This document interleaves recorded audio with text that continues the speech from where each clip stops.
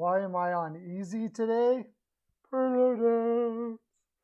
How do you know? Why am I on early today? Because I got to pick up my wife. It's holiday time, man. So I got to pick up my wife whenever. I don't know how long this stream is going to go. As soon as I get a message, my wife is at a party right now, a Christmas party. So I'm just gonna do it until whenever she is ready to go. Oilers highlights. How you doing? How's everybody today? It's when I feel like it o'clock, don't you know? Anyways, right? So it's always on time because it's when I feel like it o'clock. And this is when I felt like it today.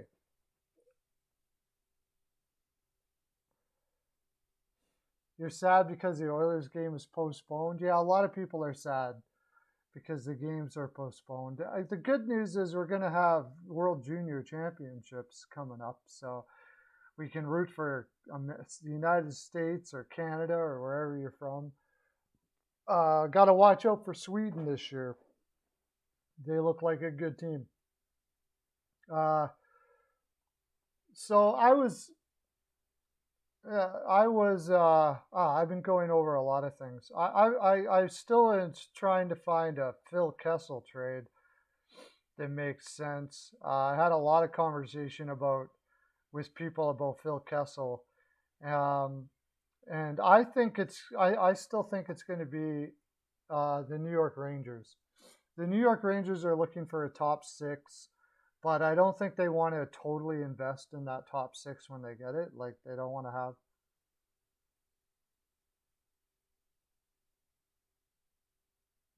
Oh, okay. Complete the rollover. Yo, CL, how you doing? Welcome, everybody. This might be my last stream for a while because it's the holidays now, right? So 24th, 25th. Probably won't be back until Monday doing the stream.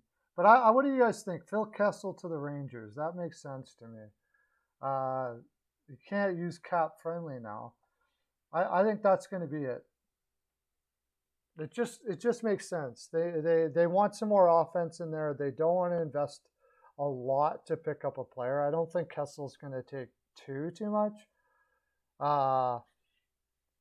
Maybe I don't know. Maybe a second round pick or something like that. And his contract is up, so they don't have to worry about re-signing him. You think Russia's going to win? Yeah, well, I mean, with Askarov, you never know. And then that Mishka kid, oh my gosh, it's going to be fun to watch him. I think the Russians are going to be tough too. I think they're going to be a very tough team. I got to watch it a little bit before I really can get a read on how teams are going to do, especially the first couple games. They usually don't tell you all that much. Teams are just trying to, like Canada usually pooches the first game. I will tell you that. So think about that. They're playing against, I believe, the Czech Republic on the 26th. And they usually are fairly disjointed. And a lot of players just try to do it themselves too much and stuff like that until they get flow going. So, but Russia could look really good. Well, let's look at the rosters for.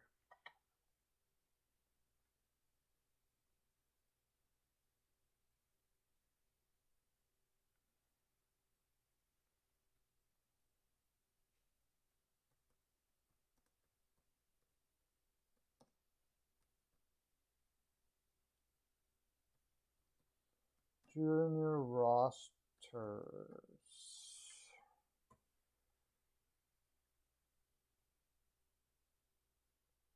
Now I looked up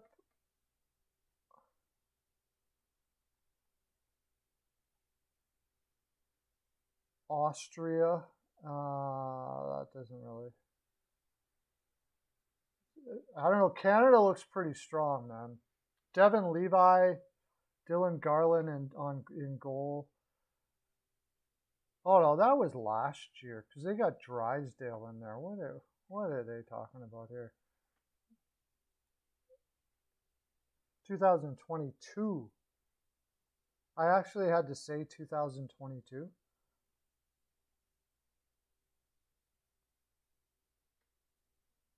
They got players to watch. They don't really have a place where you can check out their rosters. Yeah. Russia's going to have a solid team. There's no doubt about it. Mishka is probably is. We'll see. It's going to be interesting to see what Mishka does. It's funny though. I can't seem to find the rosters. 2022 World Junior rosters.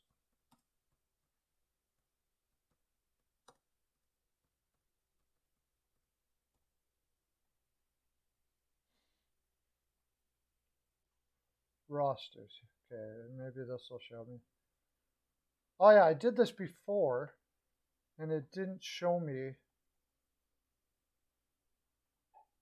Yeah, see, it doesn't show me. No data available in table. Why? Is it a big secret this year who's on the roster for all these?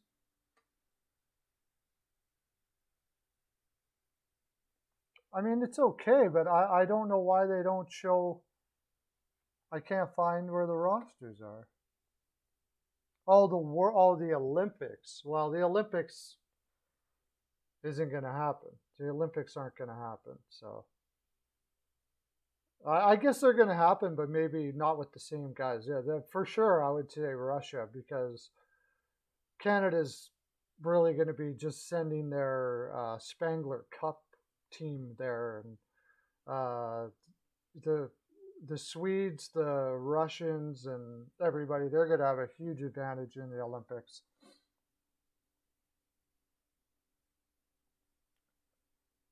But I was looking at the World Juniors. I was talking about the World Juniors.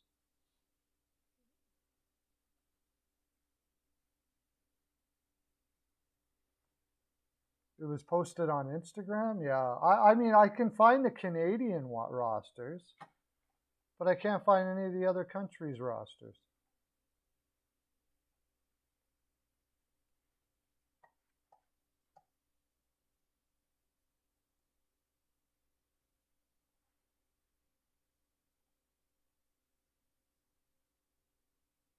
Canada announces their roster. Very weird. Just prospects to watch, but not. Swedes announce their roster. Huh. Odd.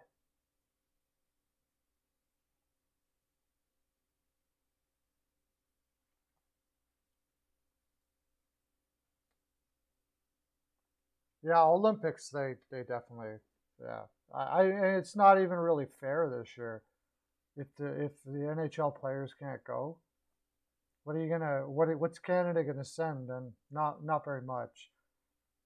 They're gonna have like some names that you might know, but for the most part, it's just going to be a ragtag bunch. And the Russians will have like basically all their best KHL players there. So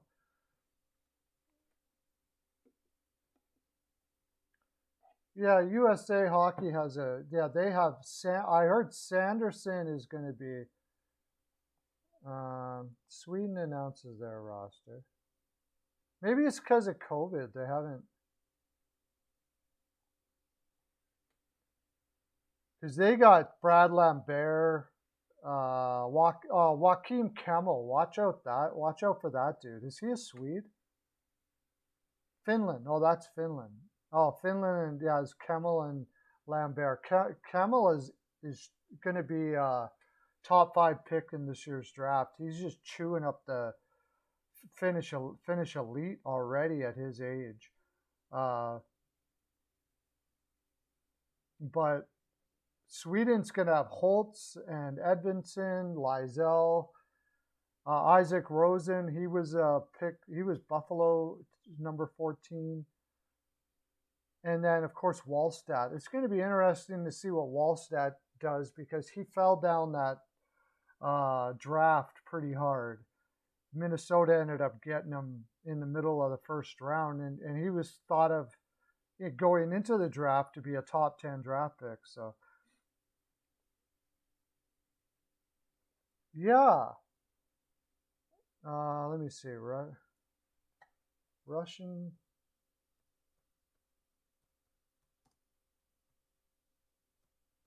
World Junior roster 2022. See if that comes up.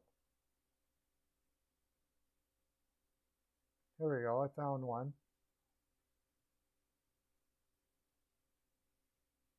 Askarov, yeah.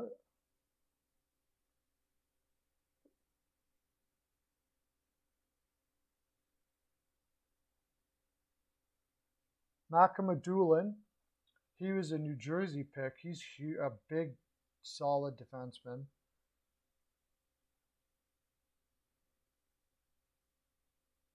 Karasanov, who split time between the KHL and the NHL this season.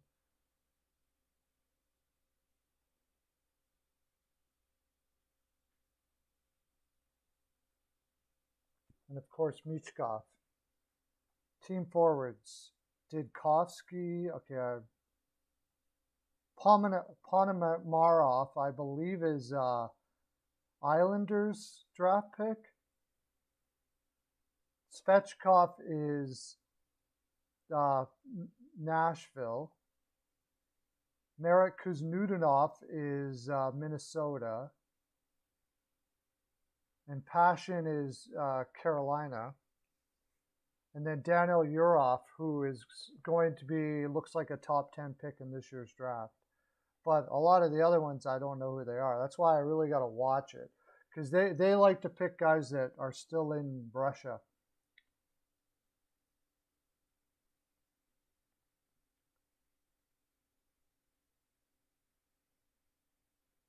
So I guess what we can talk about, it's the quarter, around the quarter now, quarter mark. Who do you think is Carolina or Tampa Bay? Really, isn't that what it is? Like, who do you think could, between those, is there anyone else? Carolina, Tampa Bay are pretty much the top picks in the East to win the cup right now. Am I right? At the quarter mark, I would say. And then the West, you've got like Colorado, Vegas. Is there another team you would take? I think those are the two from both sides. Some people might say Minnesota, but I don't think they have a roster that's going to be able to support a cup run. Talbot's not consistent enough. If he got in a really good run, maybe. Their defense is lacking. Now they can add. Oh, in Toronto, depending on what they get at the deadline.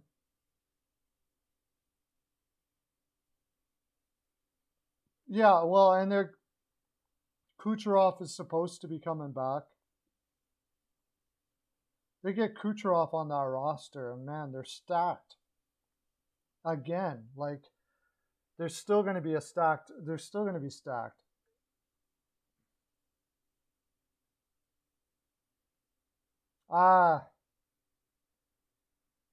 If they hit it right, I guess. I mean, they're having a bugger of a time just trying to make the playoffs.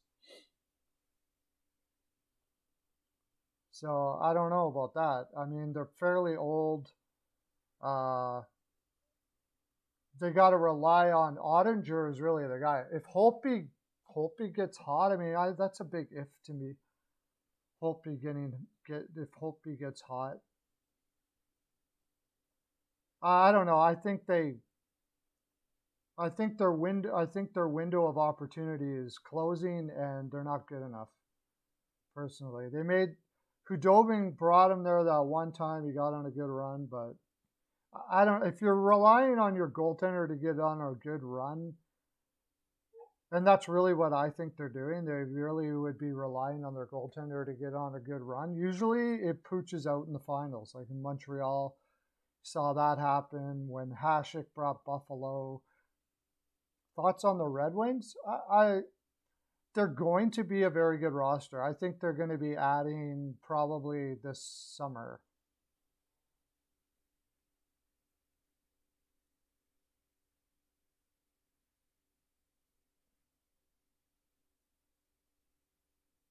Yeah, I mean they're definitely going in the right trajectory, but let me bring up Detroit here.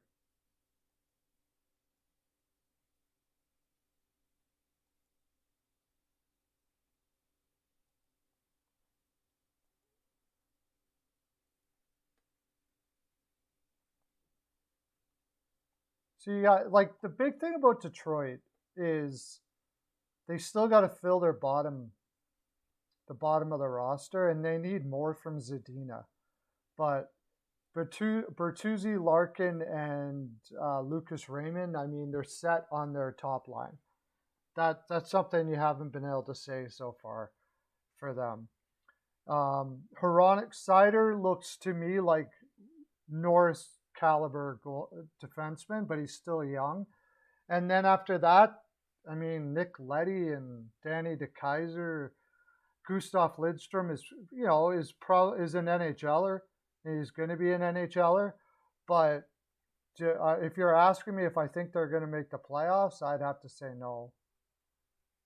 They're just too young. Like they've got a lot of good guys coming up, like Berggren, and on defense they got a lot of good guys coming up. Edvinsson when he's ready. Sabrango.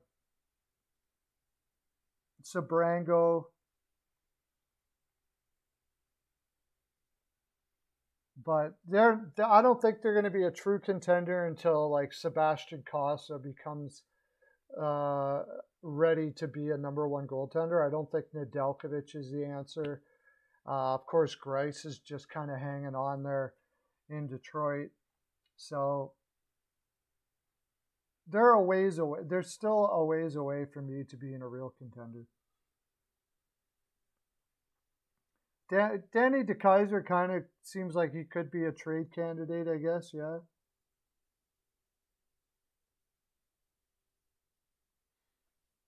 Yeah, well, they're fast. They're super fast team.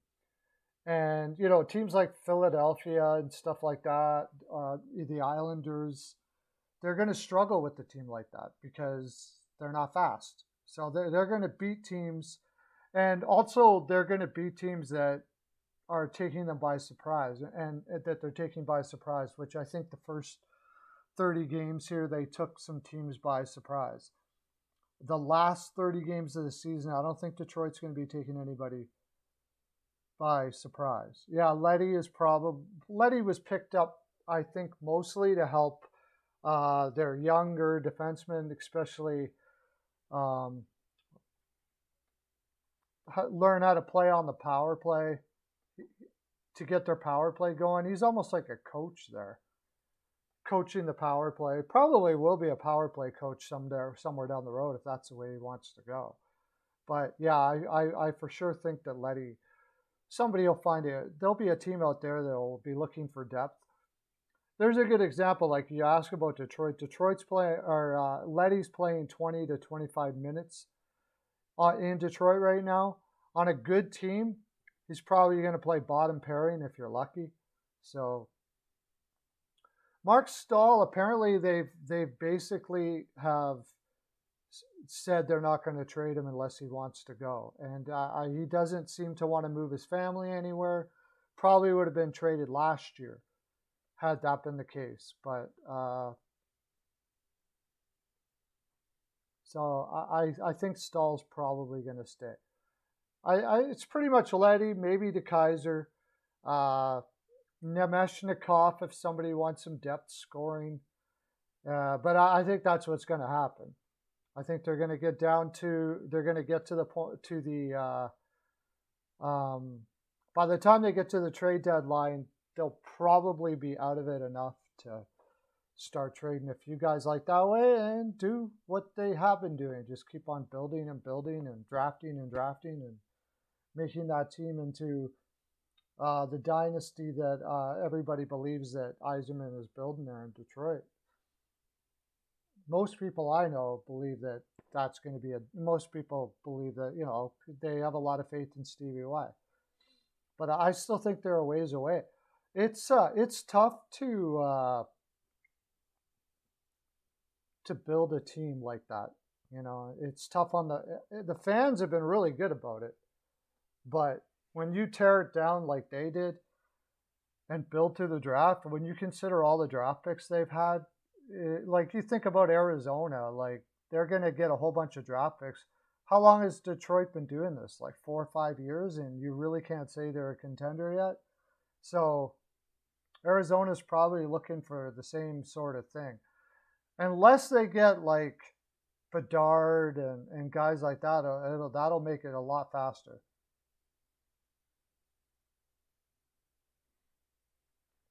Datsuk was part of the dynasty, yeah.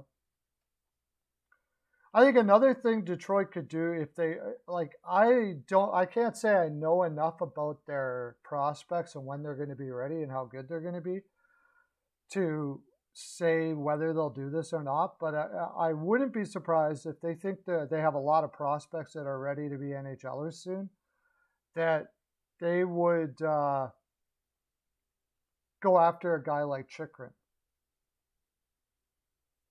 Their draft pick this year is probably going to be like in the 10 to 15 range, 8 to 13, somewhere around there. Not the deepest draft in the world.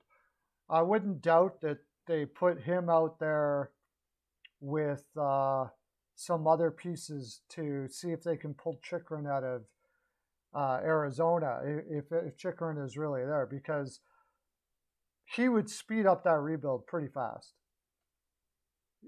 Now you've got Hronek, Chychrun,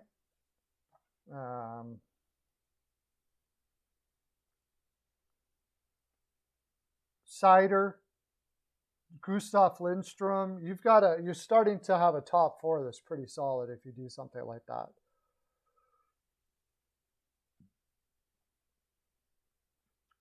Chychrun and Seider as your top two would be pretty fantastic.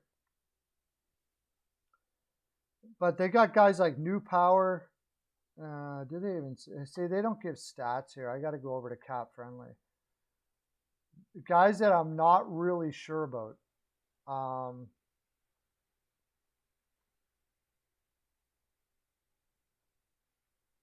Detroit.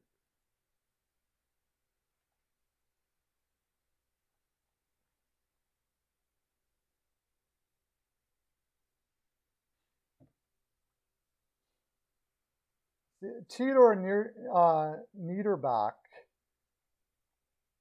I believe he's projected to be like, I forgot about Bellino. They have Bellino too. Swedish Hockey League, he has 6 points in 28 games. So he's a ways away. And right now, he's kind of their top prospect.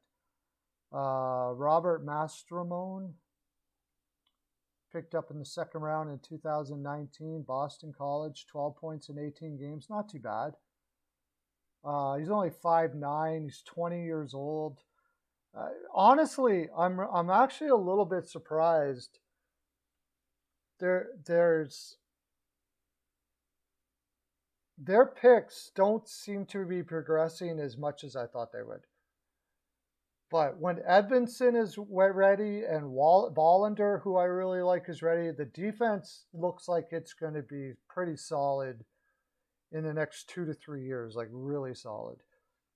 Forwards, and like you got Alex Cotton, who I believe, 19 points in 17 games in the WHL. Those are pretty solid numbers. I'd say their defense is looking solid, but forwards are a ways away. But the good thing about that is they can add forwards. If the defense is like getting to the point where it's ready, it's easier to add especially wingers. So I think that's pretty much what they're doing. They've gone after defensemen. Like usual, Stevie Y, uh, and it's always been that with Detroit. They don't really worry about offense so much, although it's great, but they look for great skaters they can skate the puck out of the zone, and then they teach them how to play defense in the NHL. But that's their number one thing they're looking for in defensemen: solid, solid skaters that can skate the puck out of the zone, thick on their core, and then they teach them how to play in the NHL. And then whatever offense they can produce, that's great. But first and foremost with them, it's always been. That's why I think they passed on Quinn Hughes back. They took Zadina instead of Quinn Hughes. Quinn Hughes is a solid player, but they want that thick, solid core that for defensemen. They've always been like that. And if you look at Holland, he does the same thing. That's why he took Broberg in Edmonton there. Broberg doesn't really project to have a huge offensive game, but he's that type of player. So what I think about Detroit, I think they're still, unless it really gets surprising, I think they're 3 years away. Will Ovechkin ever get another Stanley Cup? It's going to be tough. They're a lot better than I thought they were. They're going to be this year. Hey, how you doing, Lauren? They're going to need a huge performance by Samsonov for them to have a chance. I think when you're looking at Tampa Bay's and Carolina, Lauren's here, so got to talk about Carolina. Colorado, where they can fill in rosters. That's the other thing, is Washington doesn't really have the cap space and stuff to fill out that roster at the deadline if they need be. You're seeing a lot of their young players now, and they're like usual. They sort of have the same thing as Detroit, except they do that with all their forwards. They draft big, strong on their skates players, and they worry about offense later. And that's kind of what they are, Protas and guys like that. I think if anybody had Vasi, they'd have a chance, honestly. That's why I was saying in the beginning of the season, I thought Washington would be, and maybe they were, I don't know, would be in on Fleury if they could find a way to do it. But they didn't have the cap space. But I would have been, I think Washington should be in on something like that. Maybe they could still be, because Chicago's probably going to trade Fleury. I thought he was going to be going to Pittsburgh for sure, but the way Jari's playing, maybe they don't go that direction. And Washington would be closer to around that area. Throw Fleury in there, you never know. It's possible. You still got Backlund, you still got Oshie, you still got Kuznetsov. Eller is probably one of the more underrated third line centers in the league. They're big. They have a playoff type game. They have a playoff type size. They can beat the opposition down quite a bit. And of course, you got Ovechkin, who's just on a mission this year. So.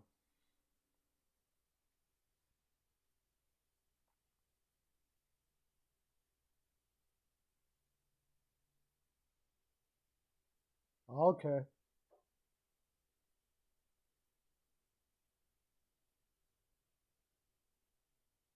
So, I mean, I wouldn't say you can't say that they won't. Like, it's not possible for Washington to win a cup. Wilson, I forgot about Wilson.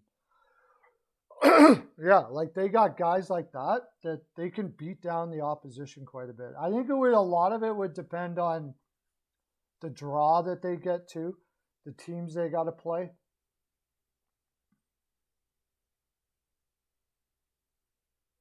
But I mean, when you're talking about the East, even Pittsburgh is tough. Pittsburgh's always tough, no matter what. They.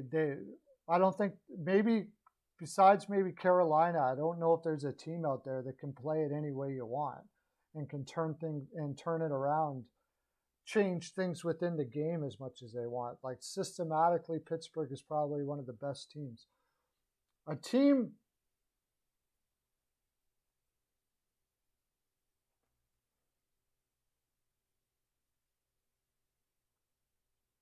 a team I would be really looking towards is to really surprise the crap out of people this year, and I've been saying it all year this year, is the Nashville Predators. I think that they have a type of game that can beat teams with more talent.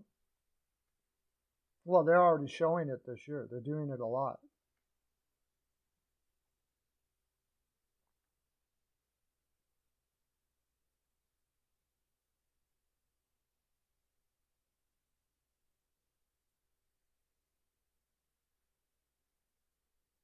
Canada's doing the 14-day wait time. Yeah, I don't know. Take it day by day with stuff like that. I'm not sure what they're doing in Canada here. I know that the they're really concerned about that virus getting stronger. So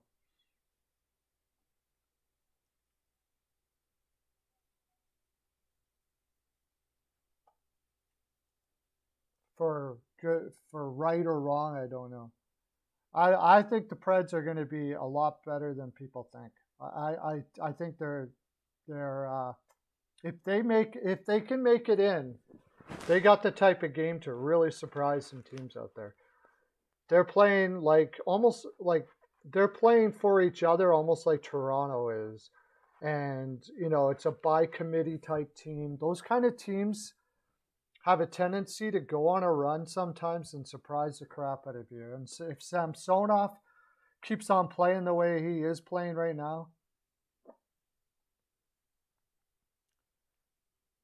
forced vaccinations, I don't know. Like in Canada, we weren't really forced, but I would say that most people got vaccinated here out east, anyways.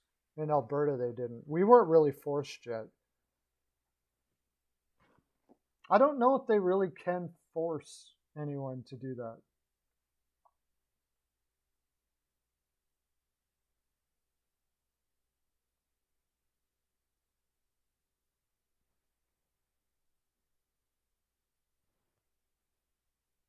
I don't know if they can really force people to do that.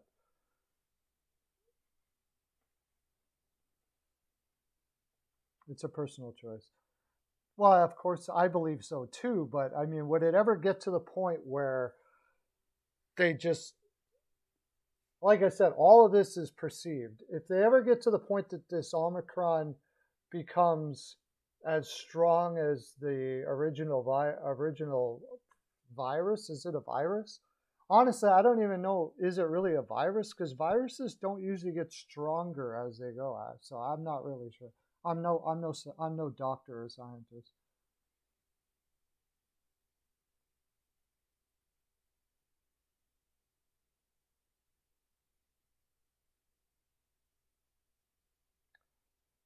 Yeah, well, apparently, and like I said, apparently, Lauren, the original symptoms of the original virus started like that as well.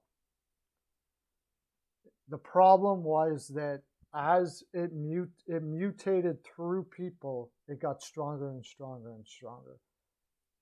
Now, whether that's factual, I have no idea, but that's what the concern is about this one. That if you do let it go, then it'll get stronger and stronger and stronger. So now the thing I have with that is, to me, that just doesn't sound like a virus. It doesn't sound like a virus if it does that. Like there's never been a virus that gets stronger the more it mutates, the more it goes through people or whatever that I've ever heard of. I've never heard that before. So I don't know what you would call it.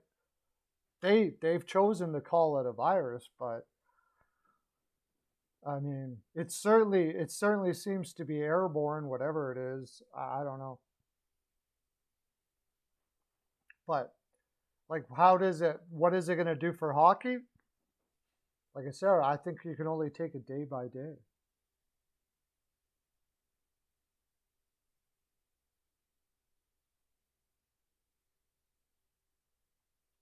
That's not, Lauren, that's not what I'm hearing. I'm hearing that it wasn't very strong when it came out.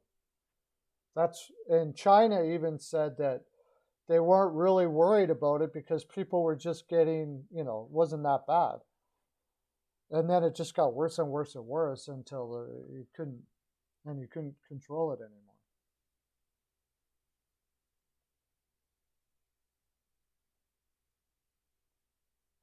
Is it the last? I don't know.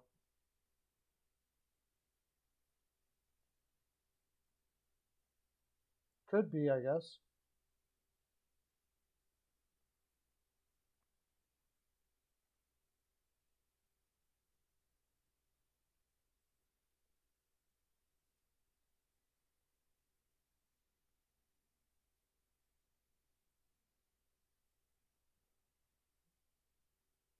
Yeah, like I said, I'm not sure. I'll say this. Since I really haven't put my thing on this, I only go by what is being said. But if you ask me if I can honestly say that I trust the people making this decisions and doing what they're doing, I would say no. Because these are the same people that allow ridiculous amounts of refined sugars and its variants to be in foods, hidden, that people don't even know about, that are causing, I mean, it was predicted uh, by it was predicted by what they called not doctors or witch doctors or whatever, that by this time we were going to have a diabetes issue that was almost like a pandemic because of the amount of refined sugar in foods. And just having it at all, there's no reason for the human body to be inundating itself with refined sugars. So this is also the same people who downplayed the effects of cigarettes for years and years and years.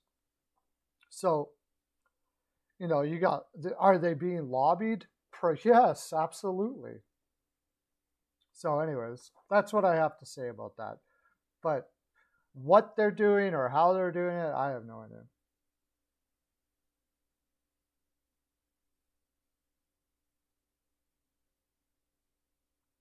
That's what they're saying. I don't know. I don't know who to trust in all of that. So I just allow them to do whatever they're going to do because I can't do anything about it. And then day by day, we find out.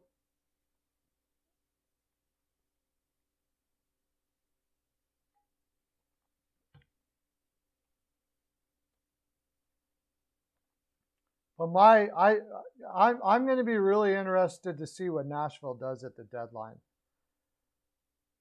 They got a big decision to make there in Nashville. It's almost more difficult now that they're doing as well as they are. Because really, if you look at the roster for Nashville, they should be rebuilding. They should, the way I see it, if I'm a general manager of the Nashville Predators, I would probably forget about how well you're doing. You're probably never going to get more than you can get right now for Johansson and Duchesne at the deadline. I think there's general managers that will bite on either one of them right now because of the year they're having. and their value will probably never be more than it is right now. So I think I would trade them regardless, even if you're looking like almost a playoff team and stuff like that. I would start the rebuild now. And, you can just say, look, I know we were a good team, but we're not a great team, and we want to be a great team. So is Nashville going to be a great team holding on to Johansson and Duchesne? And Forsberg, for that matter? I don't think so. I think they're going to be a team that is like maybe win around and out. Maybe catch lightning in a bottle and they go a little further. But if you're it's like I'm a poker player. If you're a poker player and you've made lots of money playing poker, like you don't play to get in the money or come in sixth, or you play to win it all. And in all honesty, as much as I like Josie and to me, they're never going to win with that roster ever, no matter what.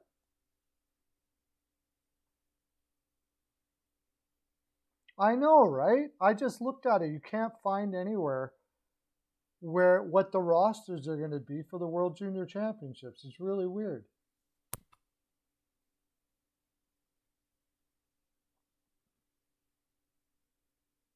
I would love to see what the rosters are for the World Junior Champions. I don't know why they're keeping it.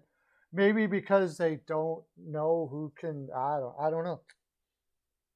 But yeah, if I look it up, you see like little bits and pieces, but you can't really see what the whole roster is going to be.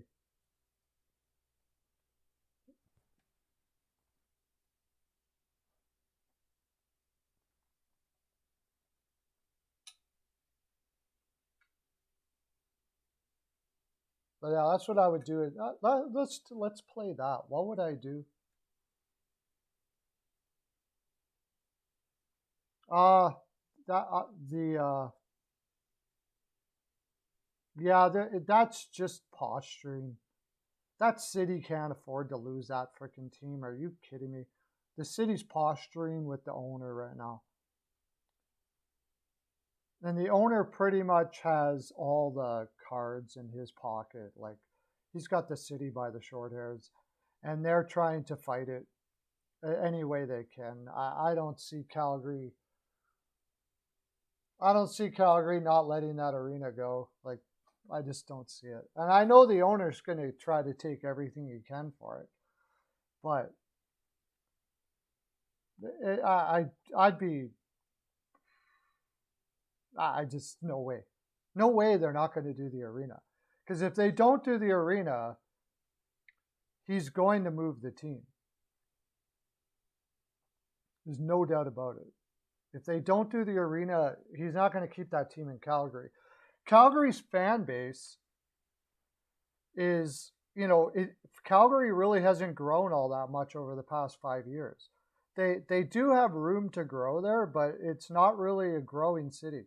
The oil industry is what really is their bread and butter there.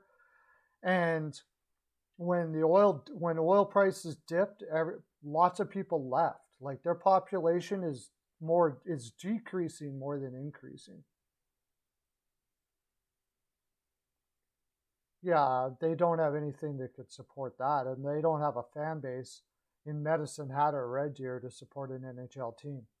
So it would be moving. I don't know, I don't know where it would move, but maybe that Houston franchise or Portland. But Calgary would be it'd be ridiculous for them to basically, like, okay, I understand you got to do the best you can for your taxpayers, but they're not in a position to be losing a revenue generator like the Calgary Flames is in Calgary. Their major industry is hurting right now. for tourism and for everything there, it would be just stupid. So they can flex their muscles really if they want to, but I mean, they're going to as much as they can. But how much of a threat is it really to that owner to say that we're going to pull the plug on the arena deal? I mean, his heart may be in Calgary and he wants to keep the team there. I would have to think so, because if he didn't, he wouldn't really have to. The league now is going to step in. They don't like to see franchises moving, so they're going to work something. So maybe the city of Calgary can get a little bit of leverage from the league to be able to say to this owner, like, okay, you know what, this is a little greedy. You probably, give them a little bit here. We really don't want franchises moving out of cities that have a pretty strong fan base like Calgary does. But at the end of the day, as they like to say in business, the Calgary owner can easily just say, I'm out of here. It's his business. So we already saw it happen in Winnipeg, and they ended up getting the team back. But I don't know what the ask of the owner is. I'm sure he's like, usually what happens is they basically get the arena for free on taxpayers' money. That's what they try to get. And they get almost all the revenue because they're businessmen, and they know that when you have leverage on somebody like that, you're going to use it. And Calgary is a very conservative. Winnipeg could use a new arena too, and I imagine they will get one eventually,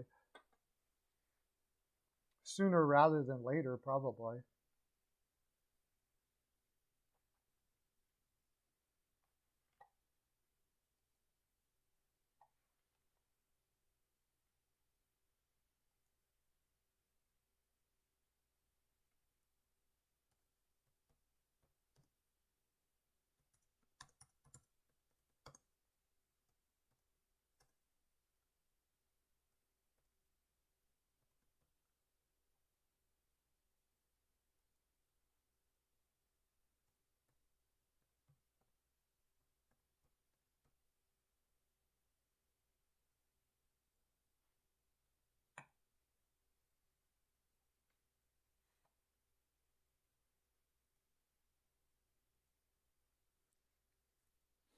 Yeah, Winnipeg could definitely use a new arena. But the thing about Winnipeg, people from Manitoba and stuff like that, they're going to fill the building no matter what.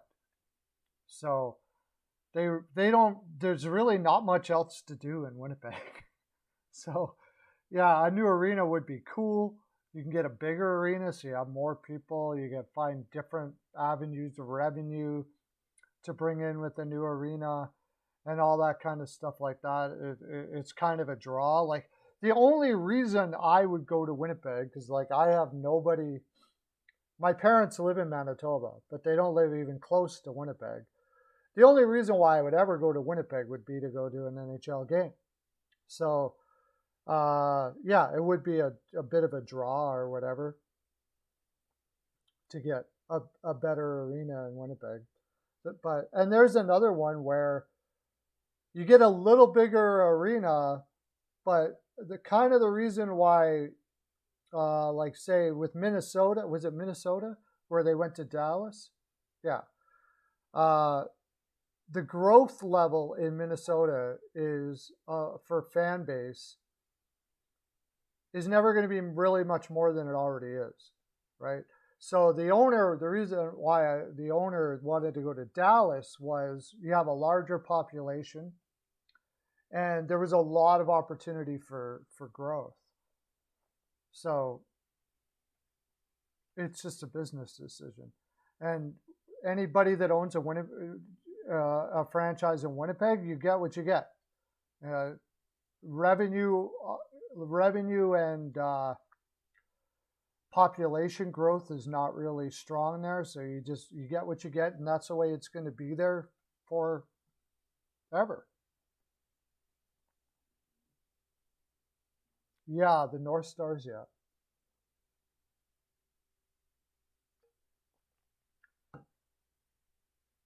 I know they really hate that owner. I can't remember his name now for doing what he did, but it's business. It's just the way it is.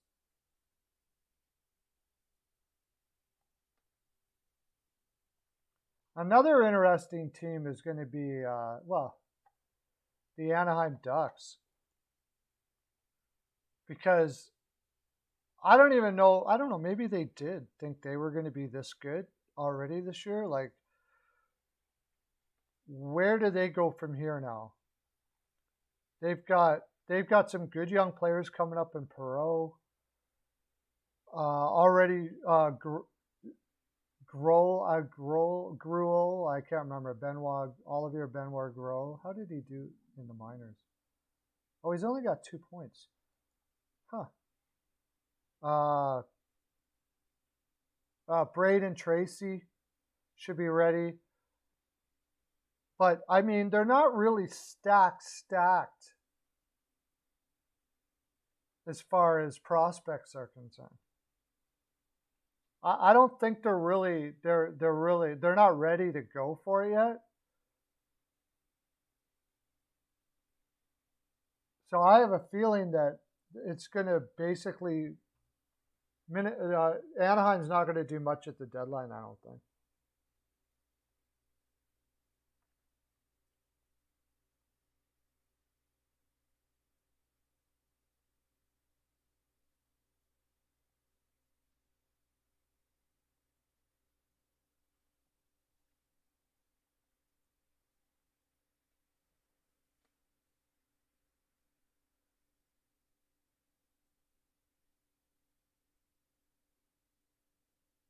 Yeah, that might have been part of the plan the whole time there. They just found a landing spot, and there was always going to be a plan past that.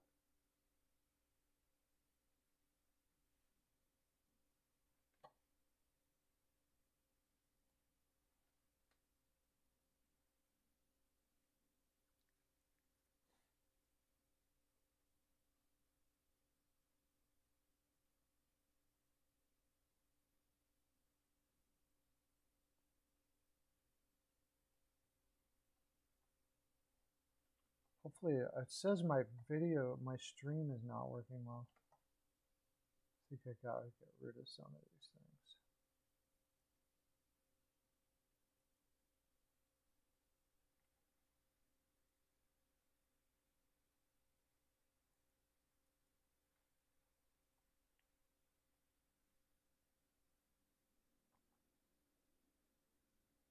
Well, that's the thing. He bought it really cheap, right? You got to look at, like, I'm pretty sure that if you were to buy the Dallas Stars right now, or if you were to buy the Minnesota Wild, Dallas's franchise would be more. Yeah, I know. I think I fixed it. Let's hope it fixed. If you were to, like, what's the, let's look at the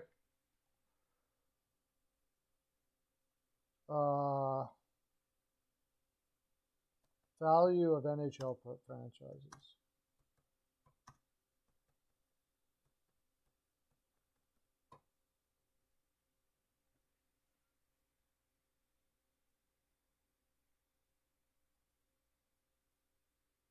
Inside Forbes, well, how long ago is this, I wonder?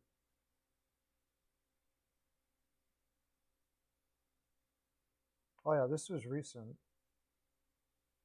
Dallas Stars are 16th. Oh, it's not that much difference, really. 45 million. Minnesota's 19th.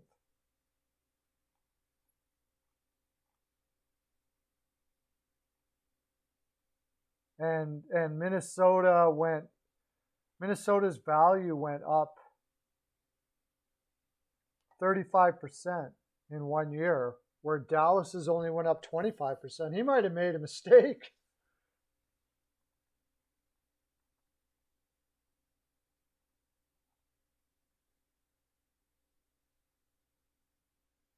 Revenue from the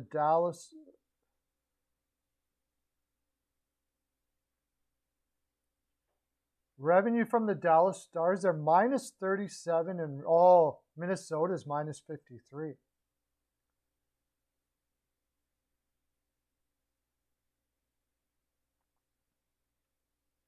So Dallas is bringing in 10 million more a year revenue than Minnesota is.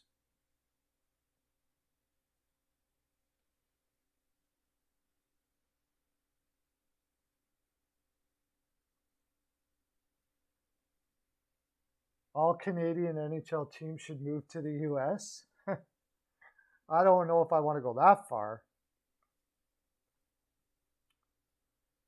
How much is the Yotes? It's the cheapest for sure. Arizona's $400 million to buy right now.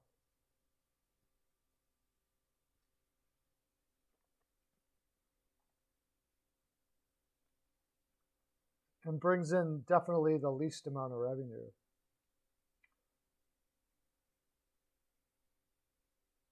Florida Panthers are of course, second last in value. Then the Blue Jackets. Buffalo Sabres. That's weird. Why would Buffalo? I guess it's where they located.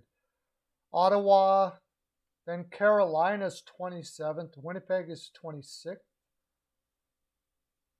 Nashville, Anaheim, 24, San Jose.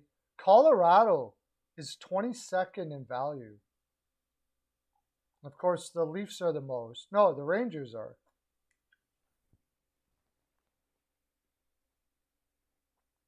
Philadelphia Flyers are 6th in value. Huh.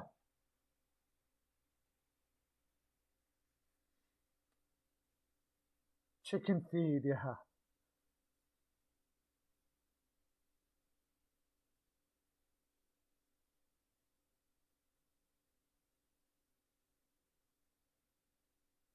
Apparently, he says, I don't know if it was or not, he said it was a accounting issue. It wasn't that big of a deal. That's what Gary Bettman said too. It was just an accounting issue.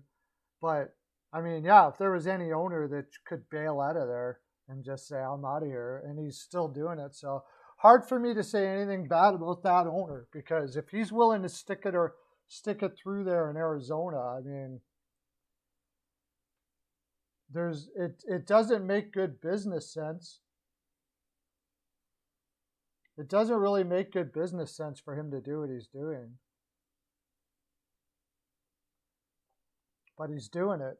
So that's a guy that I can only think that he's doing what he's doing for the right reasons, I guess. I mean, if you want to call it the right reasons. He's really doing it to keep a team in Arizona, and he must love to have a team in Arizona, because there's really no reason to do it from a business perspective. He obviously doesn't mind losing money. He's got tons of it. Now that be like for the long-term investment, if they build a dynasty level team there, and it works out in Arizona, I mean, you've got a lot of growth in that organization, but that's pretty long term. And I don't know if he'll ever make the money back he lost. So he's obviously not thinking about the dollar from a business perspective.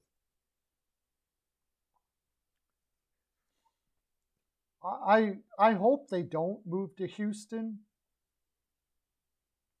I'd really rather see a team make it in Arizona because Dallas already has Dallas already has that team there. I don't know if you're really building the fan base all that much to go to Houston. And when I look at it, moving teams places. I'd rather see Portland. Then you're building more of a new fan base there. Although, like, they were that would be like Washington Capitals fans and stuff like that. I'm more concerned about building a fan base than just landing in an organization that happens to be ready to take it. And I would imagine the Dallas Stars owner would not be happy with that idea at all.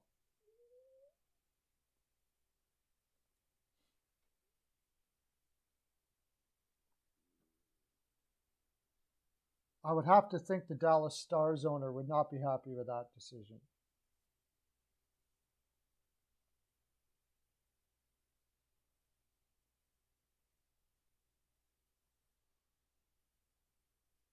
Kansas City, Indianapolis, yeah, something like that. But I really don't want Arizona to lose the team. I don't. I don't want them. I want that fan base to build there. That's a fan base that is, a tough nut to crack. But I think you really have to be successful in those areas if you're really going to anywhere near compete with baseball, NBA, football, all that. You need that fan base. The good thing about it is if they do lose the team, you do have Vegas now. So it's not as bad. Before there was a Vegas, though.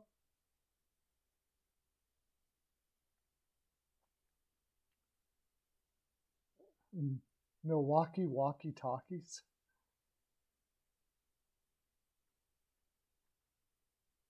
I don't know. I mean, the question, when you look at it, I wonder if it's just inevitable that they're going to lose the team. That they already have it figured out that they're going to move, but they're waiting for everything to be put in place elsewhere, but they're not going to tell you that. Because if you're going to do a burn it down rebuild there, that team's not going to be relevant. We see it with Detroit, and Detroit, I mean, their fan base is not going anywhere. So they're okay. But you're not going to have a relevant team there for about 7 years, at least. And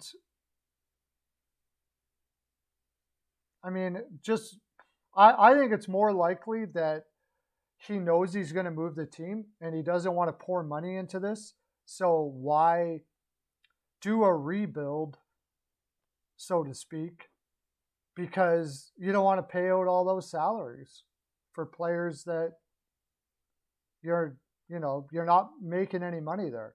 So just hold on until whatever the time is right and then move on. But apparently if this new building goes in there, then you can be rest assured he's going to hold on, and Arizona's going to have a team there for a long time. But I wouldn't be surprised if all of a sudden the building thing falls through and it doesn't happen. I wouldn't be surprised at all.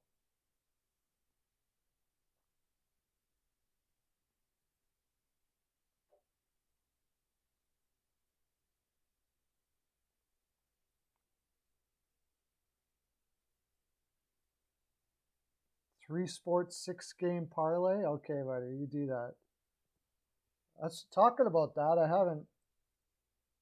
haven't did my on BPAL picks. We're 20-7 on NBA right now, and 13-7 in NCAA in the past week. Found a really good chart algorithm that looks like it's going to be a good 70%er.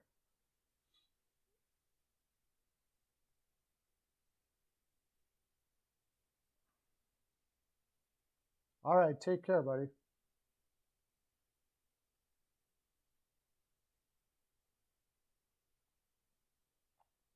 But I don't know. I guess if you get a superstar, if they do happen to get a superstar like Bedard or something like that, that we've seen it with Wayne Gretzky, Mario Lemieux. A superstar like that can change everything. And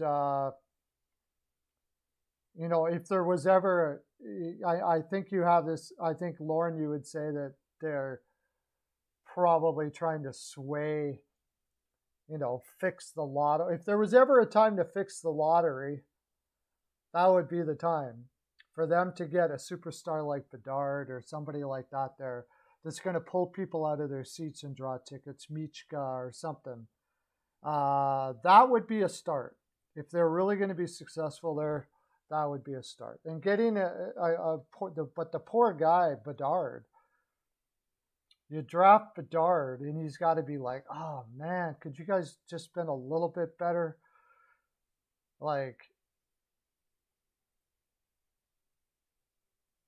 I think when you look at what Sheika did, Sheika tried to bring in as many defensemen as he could, build a solid defenseman, got a great goaltender, and hope to heck you can put enough offense up there that you could be relevant, and it didn't work.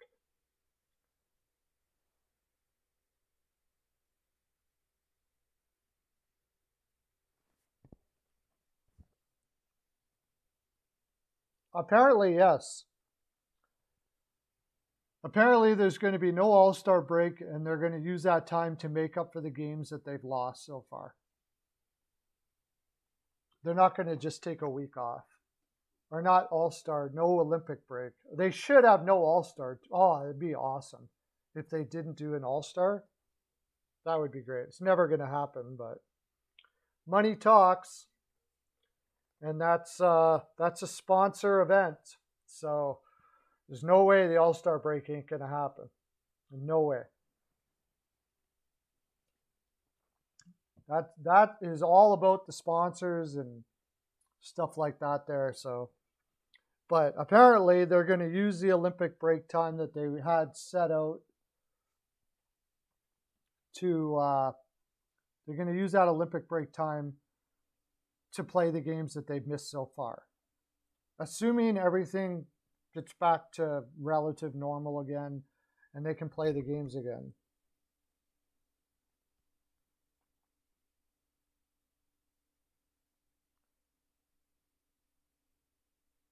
Yeah, Arizona, like that Tierney coach that they picked up.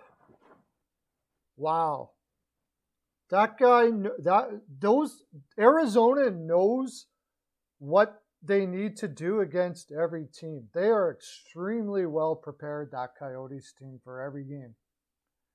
They know exactly what they need to do. And the good thing about that team is there's not really any egos to go around. And they know that a lot of them are there trying to, earn an NHL contract. So they're going to do exactly what the coach tells them to do. You're not going to see guys trying to do their own thing too much. And that's a bonus. But like you said, Lauren, talent is necessary too. And they don't have the shooters to be able to pick those top corners and, go on breakaways, get the breakaways that they need. All of those things that high talent players can do that you need to win, they don't have. But as far as playing the game the way you need to play against each team, they do have. Buffalo too. Buffalo's a good Buffalo. You said Seattle. I think Seattle's biggest problem is their goaltending. Gudbranson has not been good this year. Drigger right now is their better goaltender right now. And when you pay a guy, and that's what, remember we were talking about that when they signed Grubauer. I was like, I don't know, man. I'm not a Grubauer guy. And he's not good. He's not consistent enough. You start to see like how good Colorado's defense is. But then Kemper hasn't been that great in Colorado either. You could say that Kemper might even be worse because he's got that same defense and he's not putting up Vesna type numbers like Grubauer was. But it's possible that all the they've had a lot of injuries and COVID stuff and stuff like that there, so that might be a bit of a problem.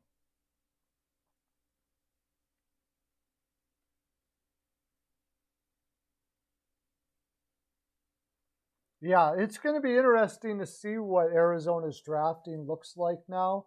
Armstrong, and I mean, it's not all, Armstrong didn't do everything there in St. Louis, of course. So you can't say Armstrong did it, but he was part of a drafting development system in St. Louis that was really good.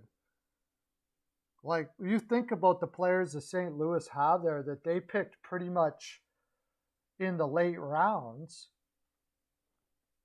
and they hit a lot. They developed them very, very well. Look at Jordan Kyrou right now, and Thomas, and even Kostin, who I actually had way higher in that draft, but they hit a lot. Jake Neighbors looks like he's going to be a fantastic player, and they picked all these guys in the late round or late first rounds. Who else do they have? Let's bring up St. Louis here.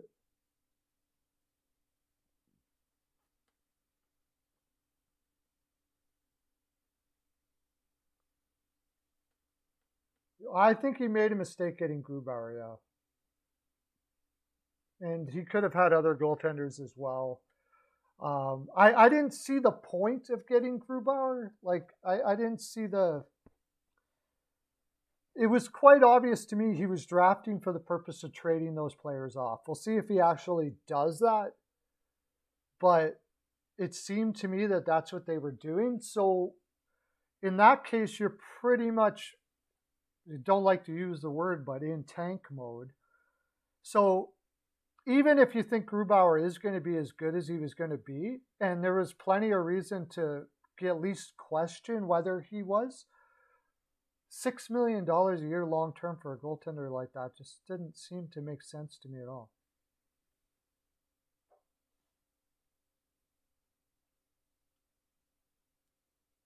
Yeah, I don't think you want to win in his spot anyways. So yeah, you need it. Like, look what Detroit has done. Okay, Bernier, they ran with Bernier. He was way better than I even think they ever anticipated in Detroit. I don't know what's went wrong with him in New Jersey. He was actually almost too good. And then Grice, average goaltenders, because they were not trying to really win. So there's no need to go out and spend that kind of money on a goaltender when you're also going to be drafting goaltenders. And 5-6 years from now, that $6 million they're paying Grubauer can hurt them when the cap starts creeping up on them and stuff like that. I just didn't see the point of going after any goaltender for a lot of money right there.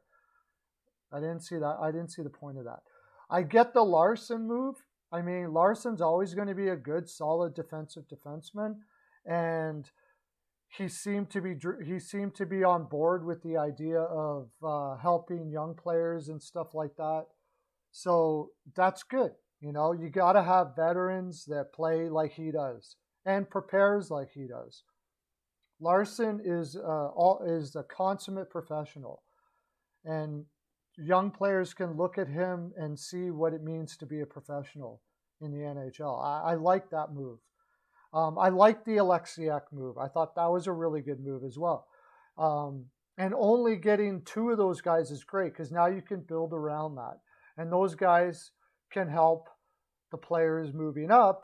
Especially Alexiak was a good move because he struggled to get started in the NHL. It took him a little while to really figure things out. So he's able to help young players, keep their confidence up and tell them what he had to do to learn how to play in the NHL, to be an NHLer. So I like that move. When is the trade deadline this year? That's a good question. It might move, actually. They might move the trade deadline. I don't know.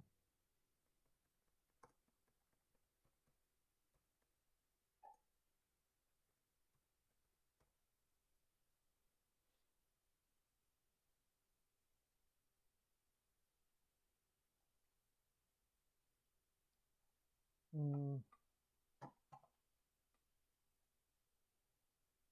March 21st. Geez, that's not that far away. Oh yeah, January. It's a couple months away. March 21st is the trade deadline this year. March 21st, yeah.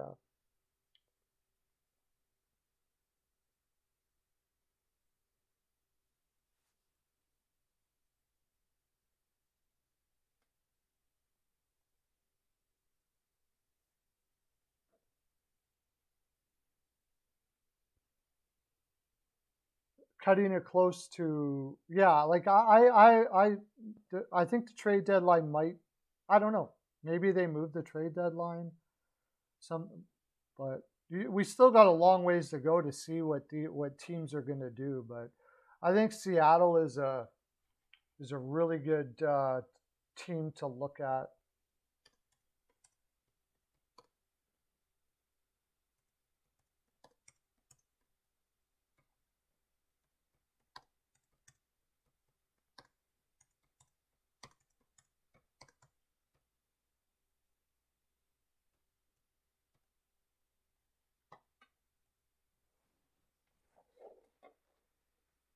The season ends in April. Well, the season's not going to end in April. There's no way now. Oh, the regular season. Yeah, well, and that's usually what it is. It's about a month before the end of the season, or yeah, which is there has been talk of moving the trade deadline earlier, so there's less. But then that would stop a lot of the trades. So I don't think that'll ever happen because most of the trades happen by teams that are out of the playoffs that are looking to get draft picks, and if they don't know if they're going to be out of the playoffs or not, there's going to be less teams that know that and less deals made. So trades draw up fans and television and all that kind of stuff like that. Yeah, it's about there's about a month and a bit still. I think they should even go later for the trade deadline so more teams know that they're out of it. So there's more trades. I would like to see that.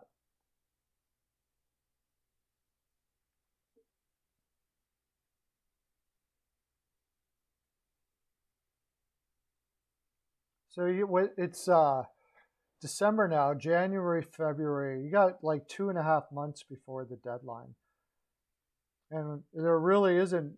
You know, Chicago's going to be out of it. Montreal's going to be out of it. Seattle could Seattle could do something like things could gel for them. It's possible. I just think with their goaltending, they're pretty much out of it. But Arizona, of course. But like, there's only 4 teams that you can really say that are out of it right now. Well, maybe I don't think the Islanders think they are, but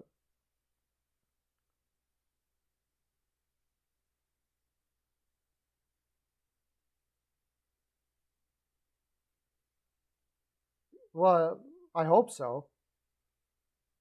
I hope so. The parity in the league though makes it tough because especially with that extra point for overtime losses and stuff like that, it gives teams the impression that they're in.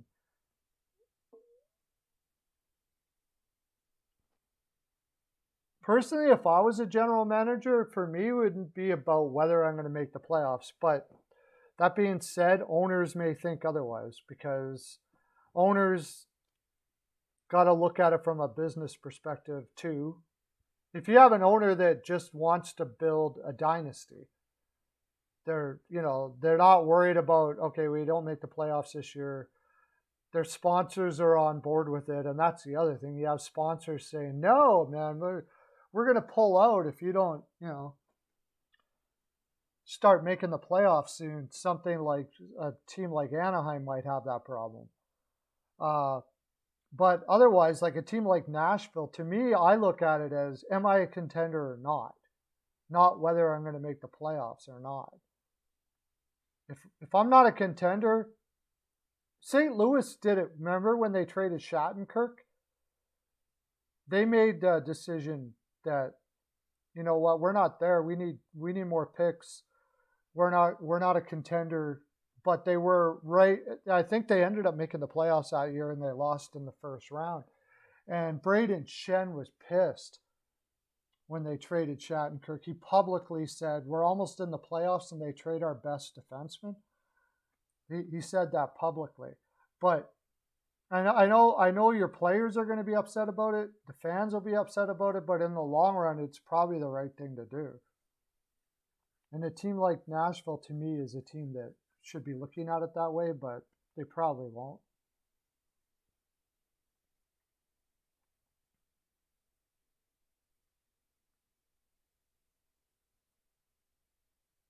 I think there's going to be a lot of trades for a lot of reasons this year.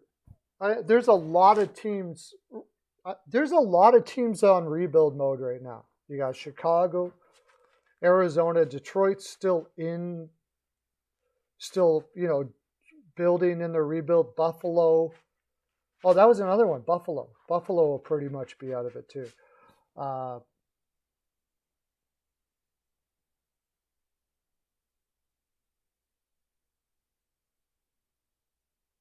Yeah, that's right. The teams in that wild card place, like they say anything can happen. I guess anything can happen, but decisions you make are based on percentages, right? Do you really think Dallas has got a chance? How many, like that run when Hudobin went crazy? It can happen, but it doesn't often happen.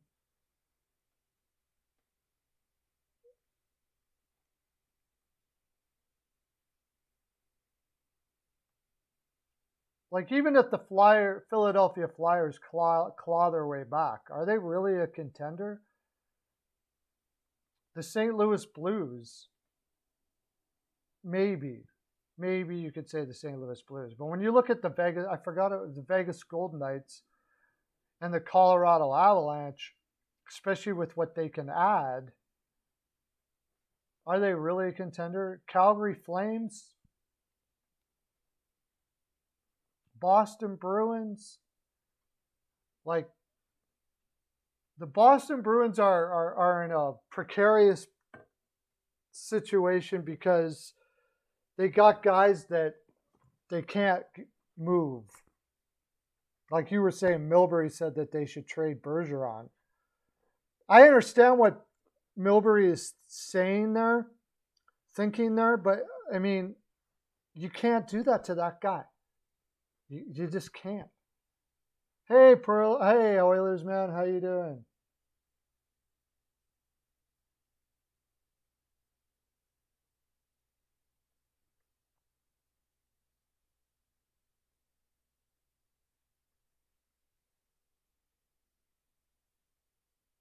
Yeah, it's one of those years where you almost have the haves and the have-nots quite a bit.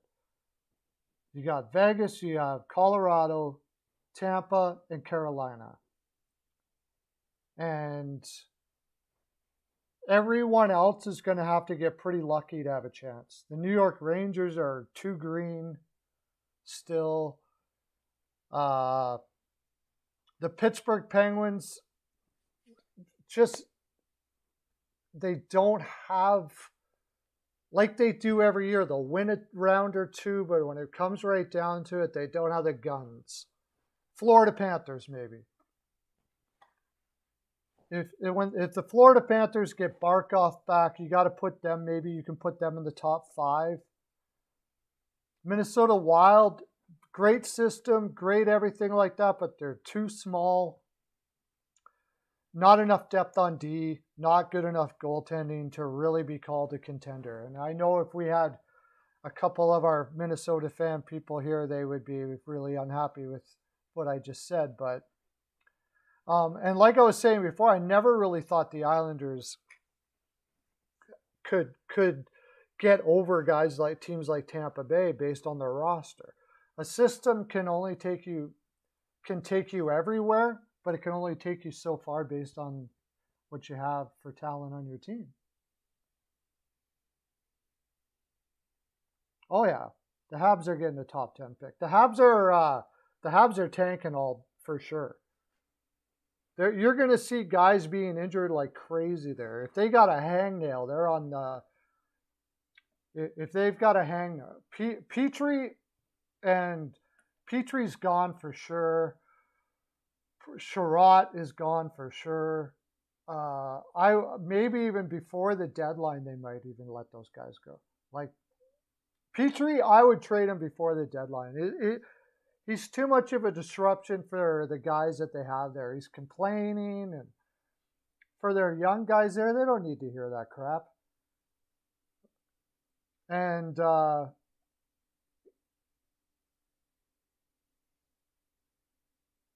Montreal is going to be big-time sellers at the deadline. Big-time sellers at the deadline. No doubt about it.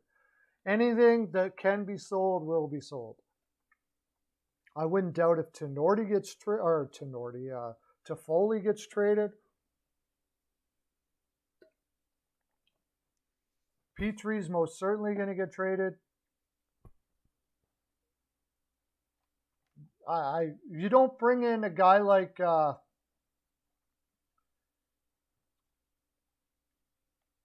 Gorton if you're not going to rebuild. Like, I wouldn't even doubt if Gallagher gets traded. I don't know if that would be the best. Drouin, Jake Evans. You don't need Jake Evans. What do you need Jake Evans for? Brendan Gallagher, me. I wouldn't trade Gallagher, honestly, unless he wanted to go. He's the kind of guy that is just a heart and soul guy for your young players coming up, so you can basically point your finger at him and say, everybody be like him. David Savard, Sherratt, Petry, Kulak. Probably keep Christian Dvorak, I guess.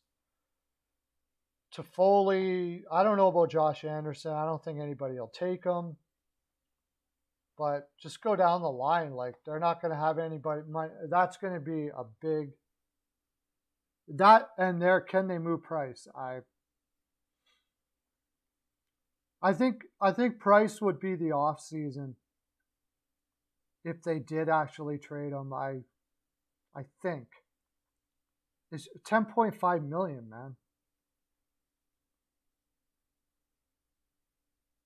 Gallagher would definitely be the next captain if he stays. If you're going to do something like that, they'll talk to Gallagher and they'll say, you know what, we got to burn this down. This roster is a disaster, and it is. You know, they caught lightning in a bottle for one run, but the smart move is a complete rebuild in Montreal. And then if Gallagher wants to be part of that, then, you know, that's a guy that, of course, young players can really feed off a guy like that. He can show he is the what do they call it? Template is the word I'm looking for. That you take these young players and say, as much as you can, be like him. And, you know, do that. That's a guy I would keep. I don't think his value, I think a lot of teams are really worried because of the way Gallagher plays. He's going to start falling off now. He's 29 years old. But on the same note, a team that wants to win right now would probably be very interested in Gallagher. So Jake Allen. Just what do you, I don't even think you would get much for him, really. Yeah, they would have to retain for that's a lot of money to retain though. I mean, he's got a lot of years left. Jeff Petrie traded for sure. Jeff Petrie is for sure not going to be in Montreal at the deadline. I would put money on that. No doubt about that. And there's so many teams that would like to have a guy like he's fine on a good team, but when he's on a crappy team, he's a whiny little. What's his contract? He's got a tough contract too, doesn't he?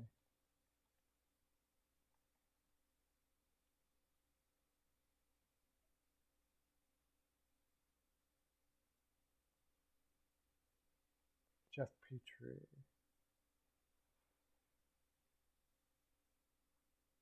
4.5 million for the next 3 years. That's not bad for a guy that was almost on a Norris caliber run last year till he's 35. Somebody will bite on that for sure. I did a video on it.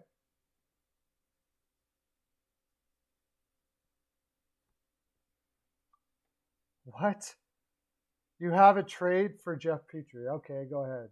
Edmonton Oilers. He's not going back to Edmonton, so not likely. Was not a lot of good feelings there in Edmonton.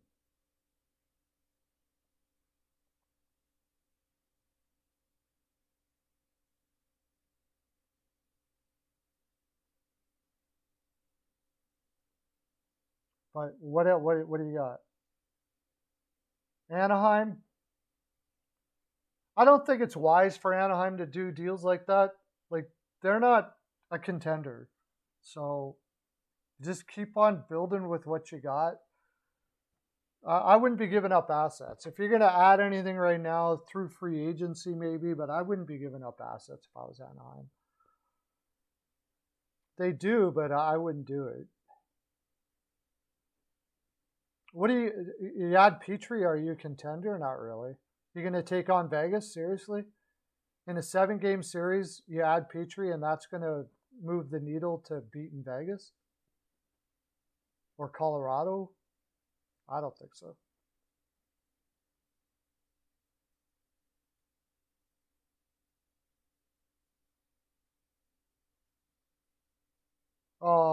They're going to get more than a second-round pick for that. If you retain the salary, too. Yeah, I think you're getting a first for Petrie. I think Petrie's going to get a first. Almost for sure.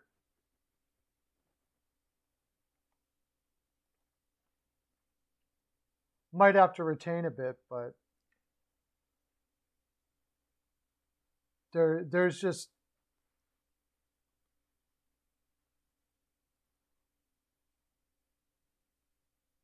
how about like to St. Louis for is he a right defenseman or left defenseman?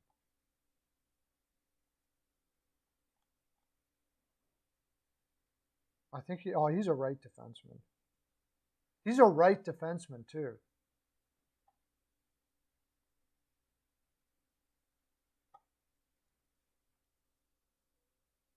You got Pareko Falk. Maybe like to St. Louis for Bertuzzo in a first or something like that.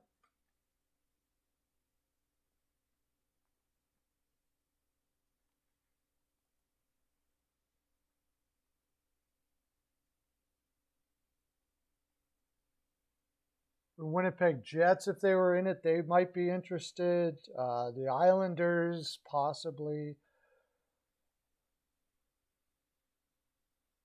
The Rangers could use some veteran defensemen.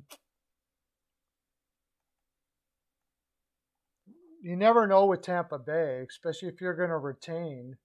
Look what they went and got Savard last year. Right defenseman. Right defense is where, yeah, look at Tampa Bay. They could give back Ruda to make the money work, and you know, a first round pick or something like that, or a prospect, or both. Tampa Bay, I think, would be big on him.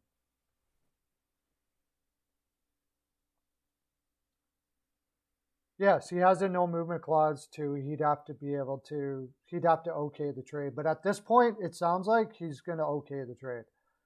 He doesn't want to stay in Montreal.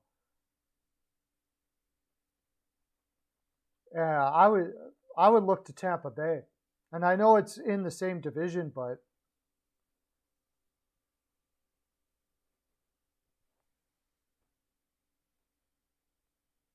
out of all the contenders, Tampa Bay is the one that most needs a right-handed defenseman. So they could give Jan Ruda up just to make the money work, and first, and then they could trade Jan Ruda for another pick. It's a late first, but I think that's about what you're getting for Petrie anyways. Any players that would get bought out after the season? I never really thought about that. Let's look at that.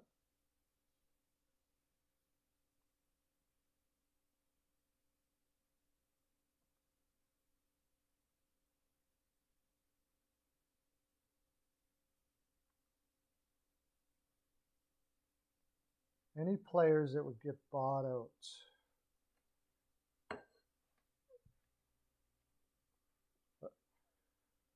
Evander Kane, it completely depends on what his attitude and stuff is going to be like. It's hard to say. There's plenty of teams out there. If they think he's changed his attitude, they won't have to buy him out. They may have to retain, but I don't think they'll have to buy him out. Jake Gardner, yeah.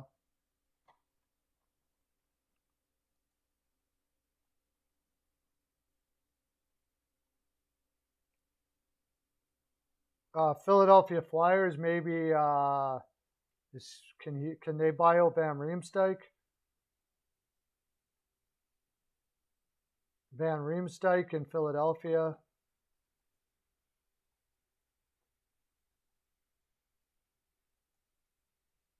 I could see that.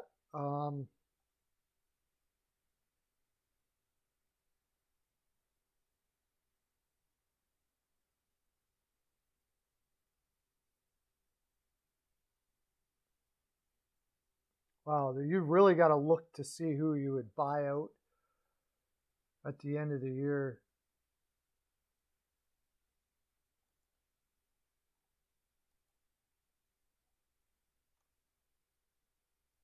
Vegas could buy out some players just simply because they need cap space, maybe. Do they already have buyout players? Maybe Dodonov. They could buy out Evgeny Dodonov. I could see that. Dallas. I think Dallas has got a ton of buyouts already, though, don't they? Dallas will probably need cap space if they want to keep on not rebuilding.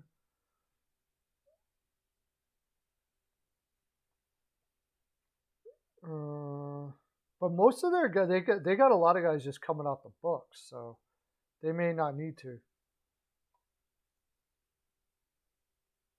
Yandel, how many years did he get? I don't think Duchesne now, the way he's played this year. Lucic, pretty much impossible to buy out that contract. It's loaded in such a way that if you buy it out, you're barely getting any cap relief. It was a terrible contract for the purpose for the owner or manager. It was a terrible contract. Chiarelli gave him almost an unbuyoutable contract. But I think Dallas could go, like I said, you're looking at teams that are desperately going to need cap space, don't want to rebuild, but are not quite good enough. Those are the teams. San Jose, will they be able to buy out anybody? Probably not. Although, like, Mark Edward Vlasic is until when? 2026.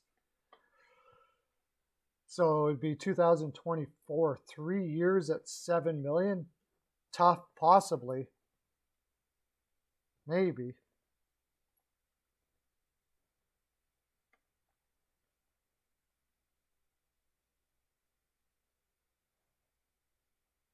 Duncan Keith, yeah, that would be, oh man.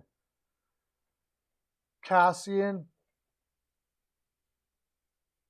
Duncan Keith, that's not even funny, Lauren.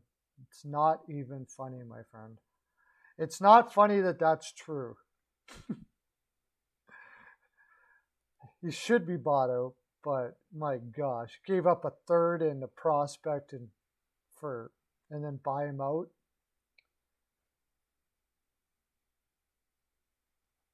That's off the top of my head. I'm just looking at teams that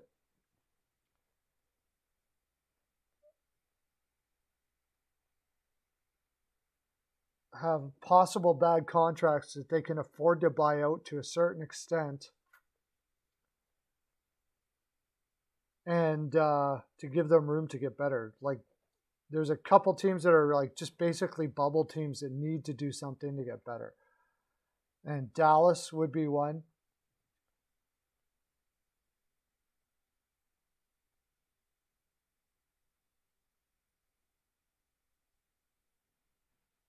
I was just thinking of somebody else. Oh, there's not. Yeah, you said Duchesne, but Duchesne's had a good year so far, so they'll probably just keep on rolling with them.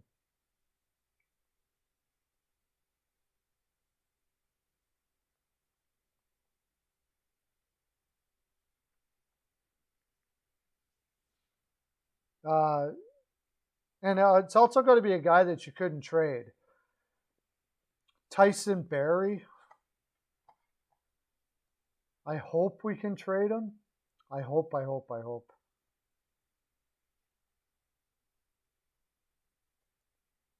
That would be, it'll be brutal if they can't. Washington Capitals are another one, but I don't. Again, those teams that are up against a cap like that, it's going to have to be a significant, like, it's going to have to give them a lot of cap space for it to make.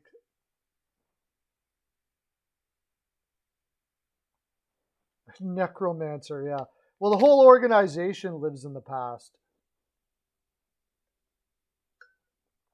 They lived in the past when they hired their general managers like Kevin Lowe and McTavish. And then when they decide to not go with the old regime, they get somebody who is just like the old regime in Ken Holland. So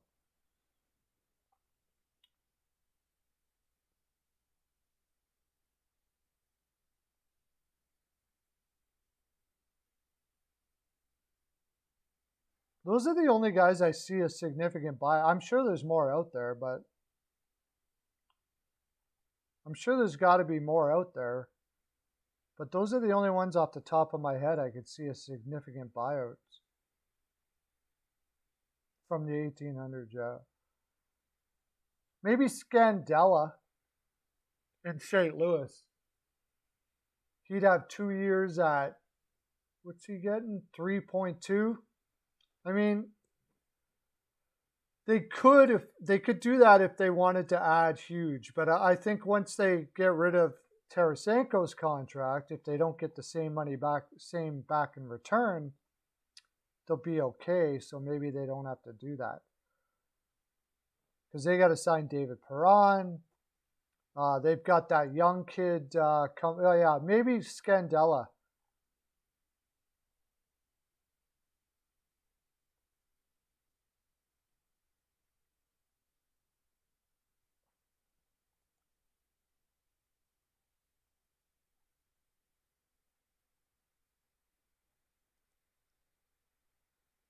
What's that? Perunovich. They got Perunovich coming up, and he's a left defenseman. Yeah. Possibly Scandella, I could see in St. Louis. But they might. I think they could probably trade that contract. So I think there's people out there that would, you know, could bite on $3 million. Scandella's not that bad. Not that bad, but I mean, if they need to make a spot and they can't find a place for him, I suppose they could.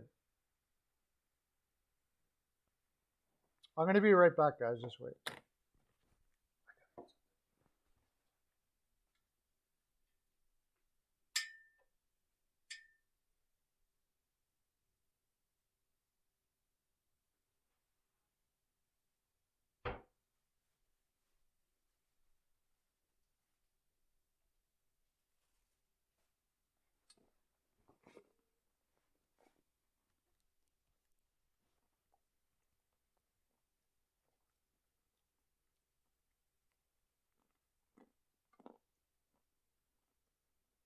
The Minnesota Wild won't be buying anybody out for a while.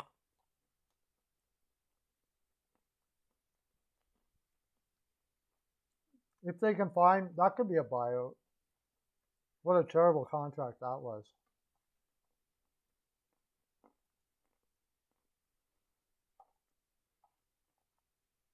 How many years did they give Hoffman? That was a terrible. I don't know what they were thinking there. Hoffman is absolutely useless defensively. $4.5 million for the next 3 years. My gosh. I don't see anybody taking that.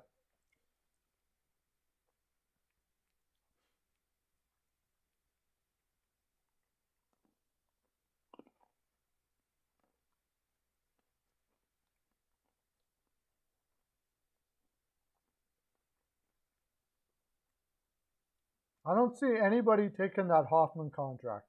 I just don't see it. What benefit is he going to give you? He's not good in the playoffs. He's never been that good in the playoffs.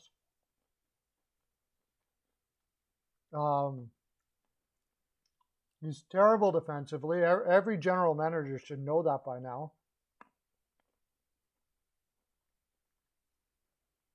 And he's been declining every year. He's not great in the room. He's not really a veteran leadership guy. He'll probably just waste away in Montreal. I mean, Montreal could buy him out, but why? They're not going to be a cap team anyways. So just leave him there, I guess. Or maybe retain and send him somewhere that with somebody that wants help on their power play. That's about all he's good for. Is power play.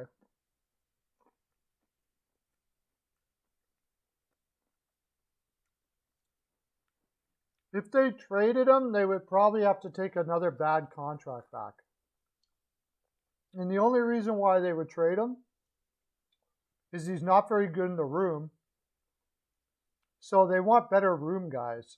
So they would probably trade him for somebody that they know is really good at lifting up young players and helping young players and stuff like that. And Hoffman ain't it.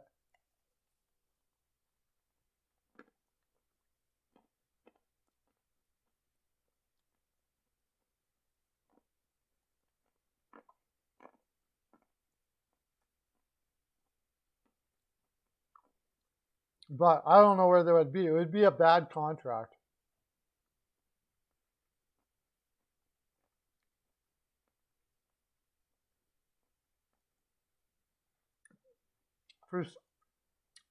For some reason, I could see the Washington Capitals doing something like that.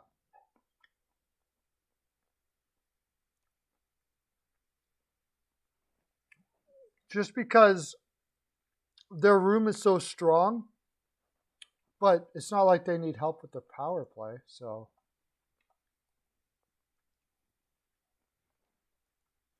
Hoffman. Where would Hoffman go?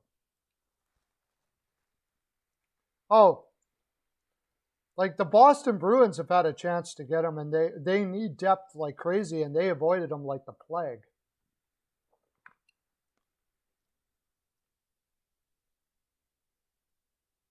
Yeah, that's true. And they don't need help on their power play, so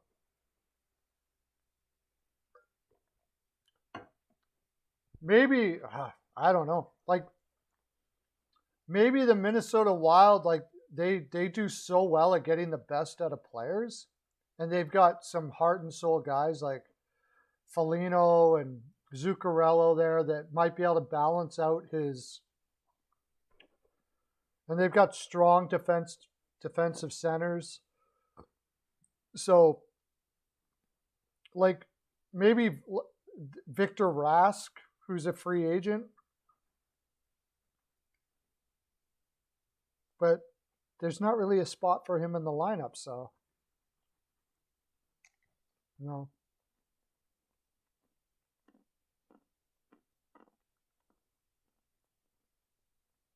Oh yeah.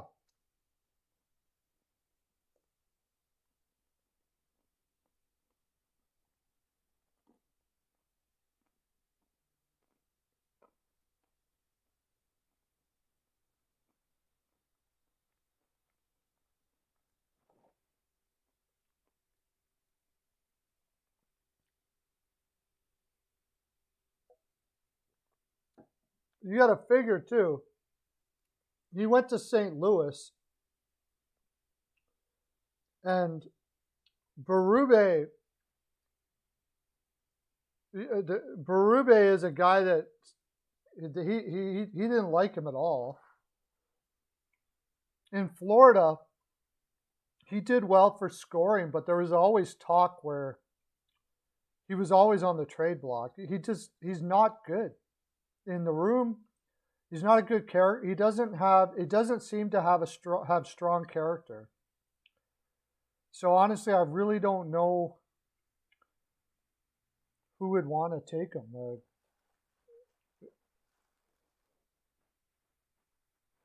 You'd have to be desperate for a power play guy and have a really strong room, and you'd be giving up a guy that doesn't really produce much but's really good in the room.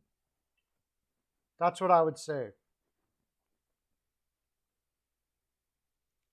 Maybe the Philadelphia Flyers would do it for like Van Riemsdyk or something like that. I don't know how good Van Riemsdyk is in the room, but they need a shoot. Their power play is pathetic.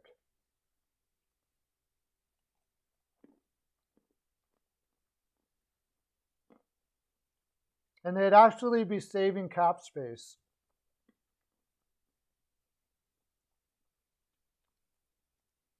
Slightly possible, that one.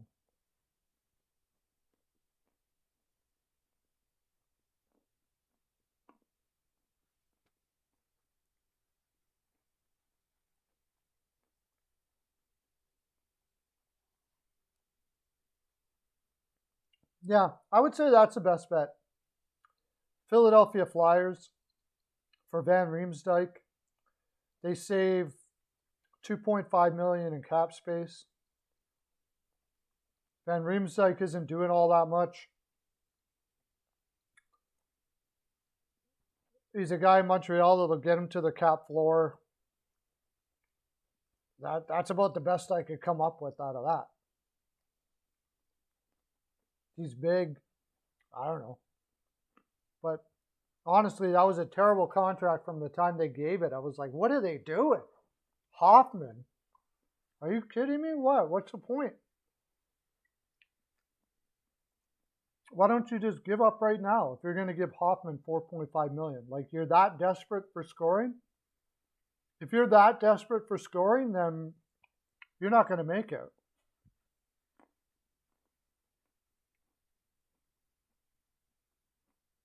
Arizona.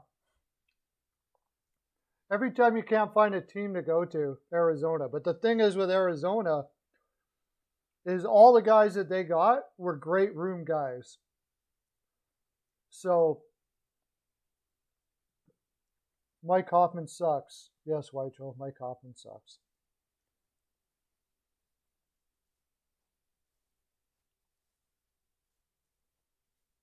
Is Are they playing preliminaries right now? Just wait.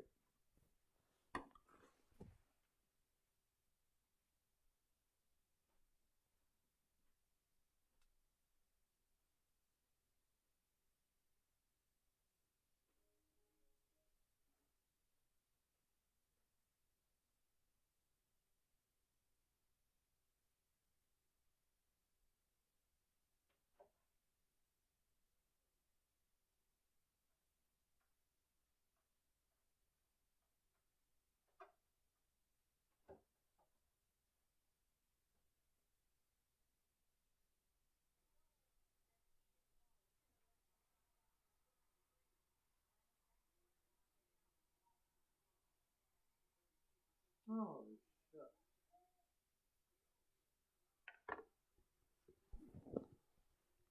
My God, I didn't even realize they're playing preliminaries right now. It's pre-competition, but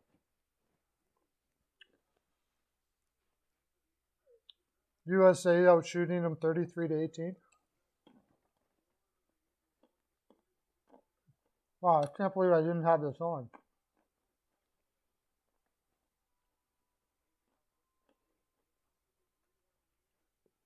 I could have got a lot more of the rosters if I was watching this.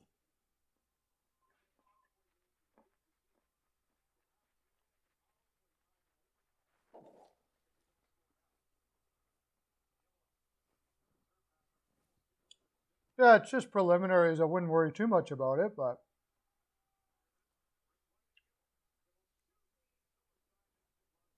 watch that Camel guy, man. That Camel guy is going to be one hell of a good player.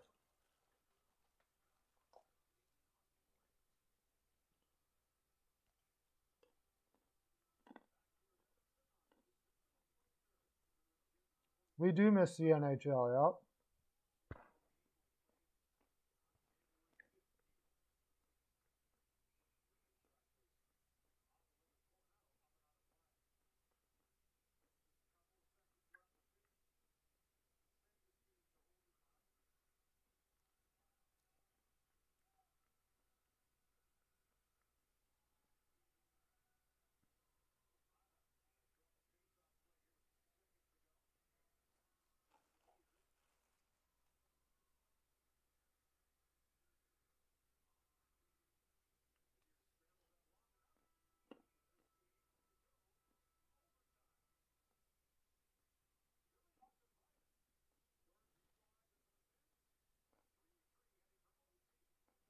Hmm.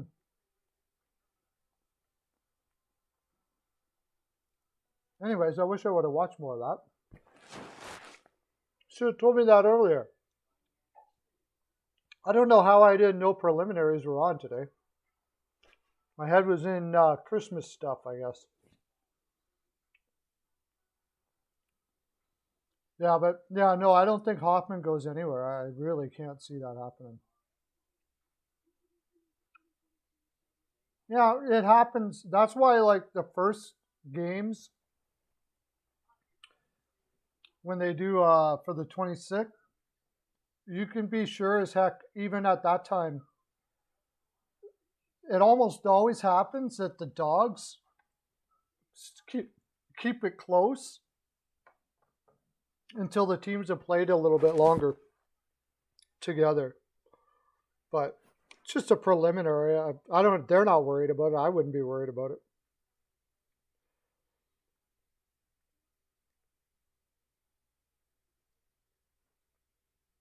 Oh, did they get it? They got a power play because he hit the one because a guy headhunted him or something. I just noticed that.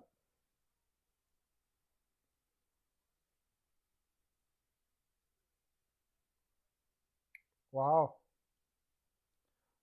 it's still a big win for Finland though. It gives you confidence going into the rounds that you can pull something on.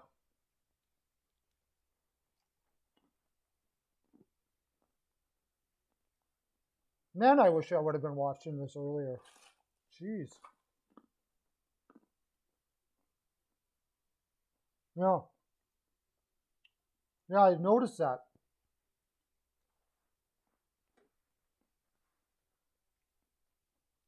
And he only got 2 for that. That looked like it was a pretty good hit to the head.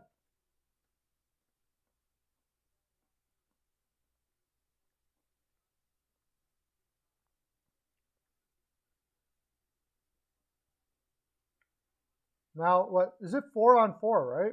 Yeah, nice move. Wow, big save.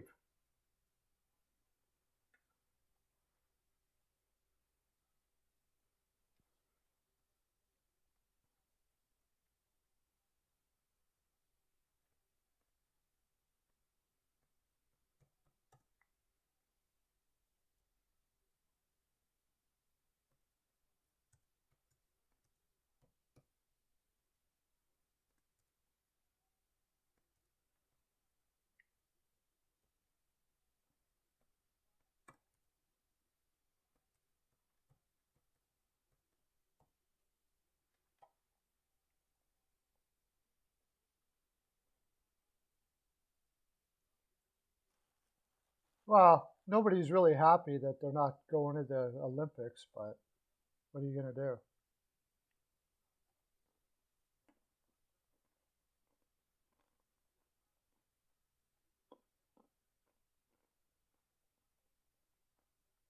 Hmm. Finland's got, oh, they got the power play still. It was a 5-minute. It's over. Finland finishes it.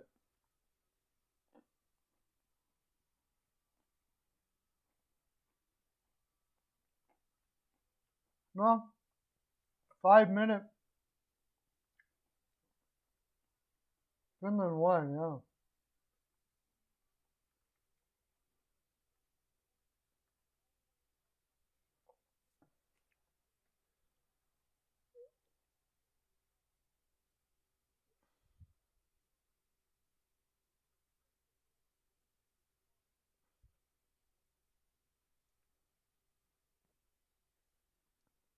Wow.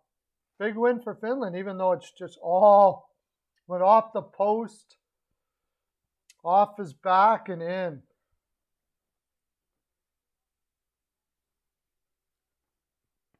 Finland and U.S. It's over now.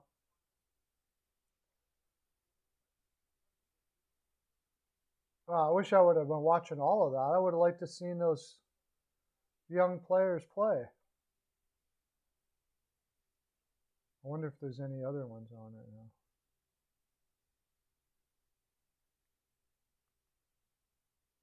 There's no other games either, right?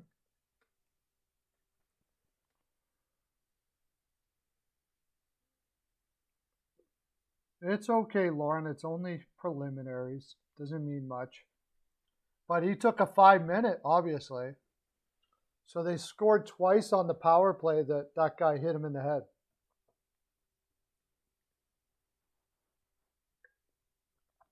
Who was it that hit him? Because that looked like,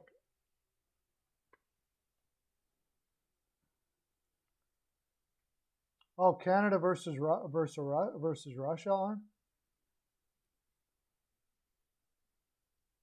I probably won't be able to watch that either. We'll see. I guess it's the only time that can happen is during Christmas, but pretty makes it pretty hard to watch.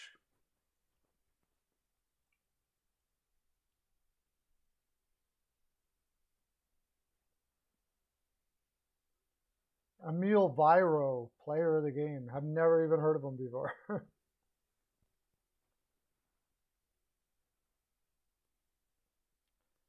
Well, with that, I think, yeah, I got a message here. I got to get going, guys.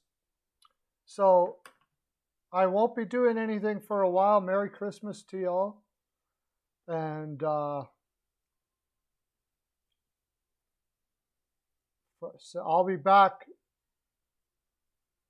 I think, Monday or whatever.